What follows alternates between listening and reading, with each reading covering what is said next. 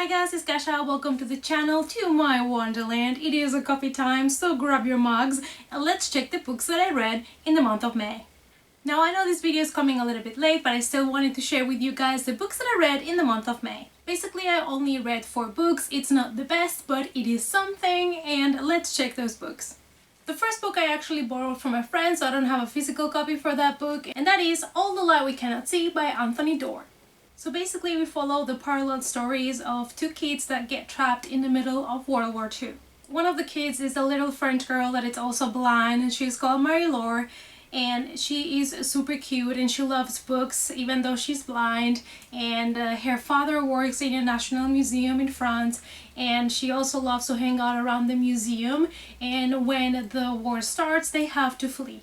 The second story, it is about a German boy called Werner Fanning, and he lives in an orphanage with his sister, and one day they discover that he's super smart and knows a lot about math and things like that, so he is taken away to be trained to be used by the army in the Nazi army in Germany, and we follow both stories kind of like in a parallel way where one chapter is from her perspective and the next one from his. I wish I would have loved it a little bit more. I think there was something missing for me, even though it was beautifully written and I loved the way that they did these kind of parallel stories and it was easy to follow both stories at the same time. For me there was something like some spark, some kind of really huge plot twist or something that would really like captivate me, something that would make me fear for their lives a little bit more. Like, for me there was something missing, but it is anyways a really great story. The second book that I read in the month of May is Down Among the Sticks and Bones by Seanan McGuire. This is the second book on the Wayward Children series, and even though this does not take off when the first book ended, it is more kind of like a spin-off or companion, if you would like to say. In the first book we follow the stories of children that end up in Eleanor's homes for wayward children, and these kids are kids that at some point in their lives they opened a door to a different universe and spent there some time, like some of them even spent their years, and then they came back to reality and their parents don't know what to do with them, so they're basically sent into this school for the wayward children. I love the book so much, and these are short books so you can read them very fast, and I love the stories. In the second book we follow the stories of Jack and Jill. They are twin sisters and their parents have been kind of modeling them since they were kids, and they've tried to make one of them as the super lady and the other one kind of like a tomboy. And one day they discover this door into another world, and it is basically the story and everything that happens after that, and I absolutely loved it and I cannot wait to read book 3 on this series.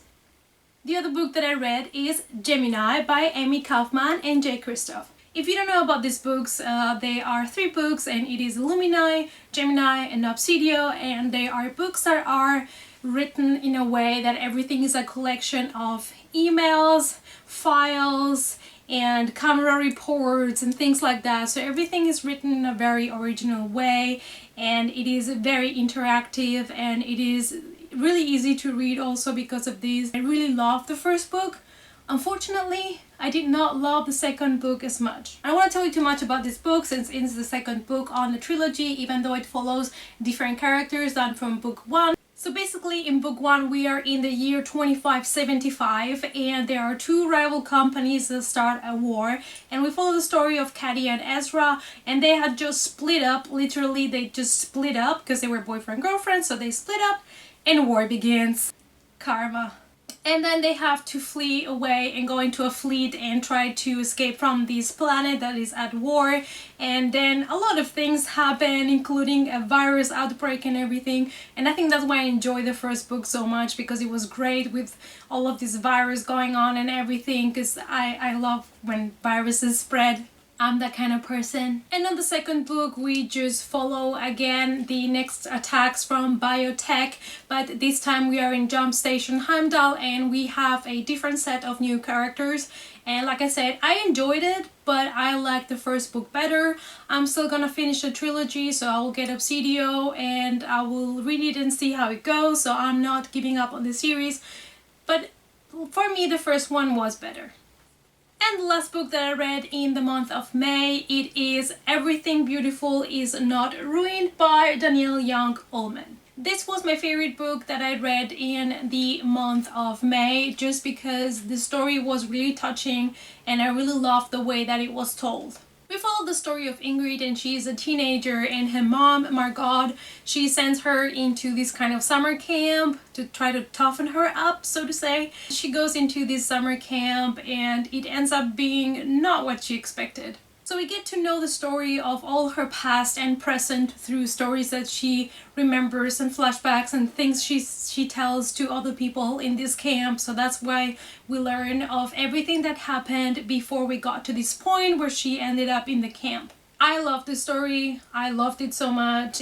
So this is actually a YA contemporary book, which is something that I normally don't read. But I really loved it because the characters felt so real and I could identify so much with the characters even though we have not had the same life, but you could really relate to them, and that is something really good in a book when you can really relate and you're really invested in the story. So that's why I loved it so much. I would recommend it to anybody, and also it's not a really big book, so you can read it pretty quickly. So now let's make a page count to see how many pages I have read in May. All the Light We Cannot See has a total of 531 pages. Down Among the Sticks and Bones has 189 pages. Gemini has a total of 659 pages. And Everything Beautiful Is Not Ruined has a total of 368 pages. So that gives us a total of 1,747 pages read in the month of May.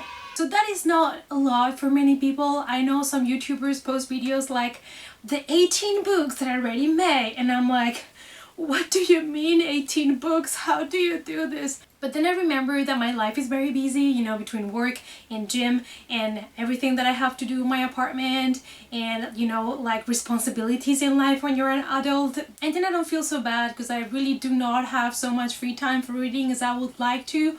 But what you gotta do, you gotta work with what you have, girl. So here are the books that I read in the month of May, also together with All the Light We Cannot See that I don't own a physical copy of. So I read a total of 4 books, not too much, but I'm proud of myself, and they're pretty different kind of books, so that's also good because I'm really striving for a little bit more of diversity this year. Hope that you enjoyed this video. Let me know down below what have you been reading lately. Give this video a thumbs up for support. Subscribe to the channel if you don't want to miss any more coffee times with me. To follow me in other social media, the links down below. And I hope to see you guys in the next coffee time. Bye!